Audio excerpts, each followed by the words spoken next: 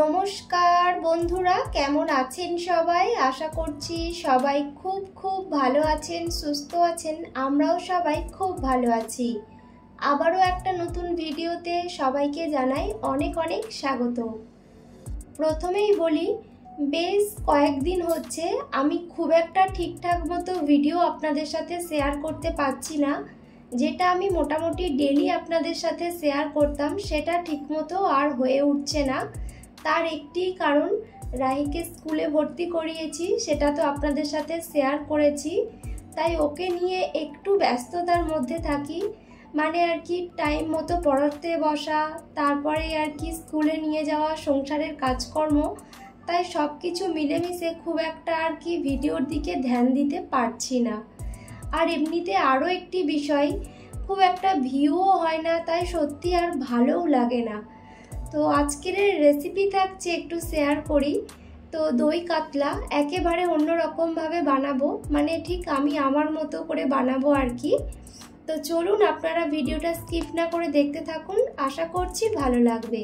প্রথমে যে আমি মশলাটা পেস্ট করলাম তার মধ্যে কি কি ছিল সেটা একটু বলি। কাজু, চীনাবাদাম, মৌরি, অল্প একটু গোটা জিরে, পোস্ত, এতটুকুই ছিল। সব কিছু খুব ভালো করে পেস্ট করে নিয়েছি।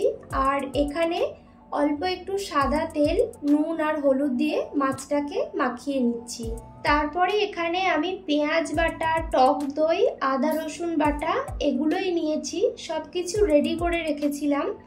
তো এখানে মাছটা আমি একটু খুব লো হিটে মাছটাকে খুব ভালো করে ভেজে নেব।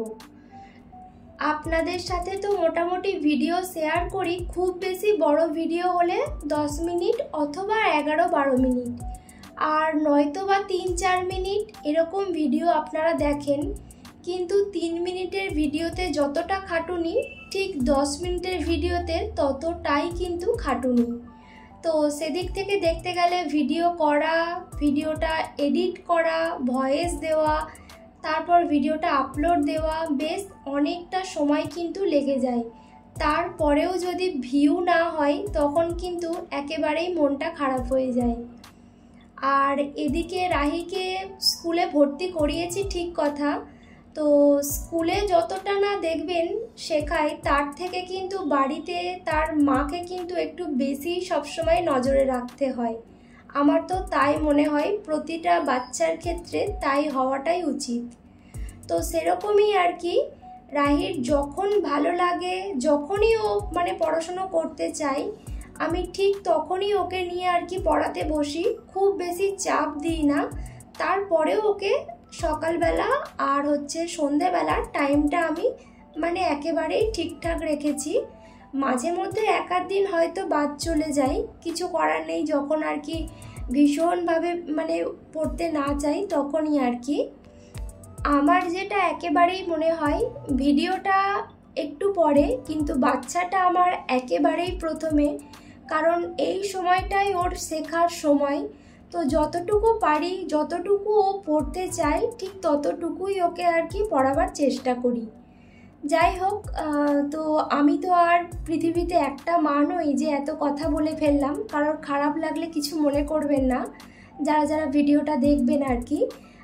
প্রত্যেক মাই আসলে তার বাচ্চাকে একটু বেশি আর কি ভালোবাসে, আবার গাইড করে সব দিক থেকেই আর কি। তো যাই হোক, এখানে দেখুন আপনাদের সাথে গল্প করতে করতে কিন্তু মাছের মশলাটা একেবারেই রেডি করে ফেলেছি।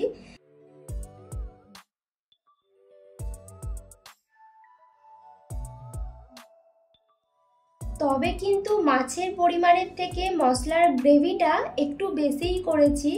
তার কারণ এটা এত সুন্দর হয়, মাছের গ্রেভি দিয়েই আর কি ভাত খাওয়া হয়ে যায়, সত্যি এক কথায় অসাধারণ। তবে আমি এখানে এক্সট্রা করে চীনাবাদামটা অ্যাড করেছিলাম, আপনারা চাইলে নাও করতে পারেন। তবে চীনাবাদামটা আমি একটুখানি শুকনো খোলায় ভেজে তারপরে আর কি পেস্ট করেছিলাম। তো মোটামুটি সব কিছু মশলা রেডি। লাস্টে গরম মশলা একটু দিলাম, একটু ফুটে গেলেই মাছগুলোকে দেব। এই যে, তো দেওয়ার পরে আর কি একটু অল্প ঝোলটা শুকাবো। এই যে গ্রেভিটা হয়েছে এটার মধ্যেই মাছটাকে সেদ্ধ করে নেব। তো এমনিতেই মাছটা মানে আর কি গ্যাসটা লো ফ্লেমে ভেজেছিলাম, মাছটা অলরেডি ভাজা আমার হয়ে গিয়েছিল। তো তারপরেও মানে যে একটা মশলাটা মাছের ভেতরে ঢুকবে সেই জন্য আর কি বেশ কিছুক্ষণ ফুটিয়ে নিলাম। শেষে একটু গরম মশলা, কাঁচা লঙ্কা, ধনেপাতা দিয়ে দিলাম। তো গন্ধটা অসাধারণ বেরিয়েছিল, খুব সুন্দর হয়েছিল। তো চলুন আজকের ভিডিও আমি এখানেই শেষ করব। সবাই ভালো থাকবেন, সুস্থ থাকবেন। দেখা হচ্ছে পরবর্তী আরও একটি নতুন ভিডিওর সাথে, নতুন ভিডিওতে নতুন কোনো গল্প নিয়ে। তো ভিডিওটি কেমন লাগলো জানাবেন, ভালো লাগলে লাইক করবেন, চ্যানেলটি সাবস্ক্রাইব করবেন। সবাইকে টাটা।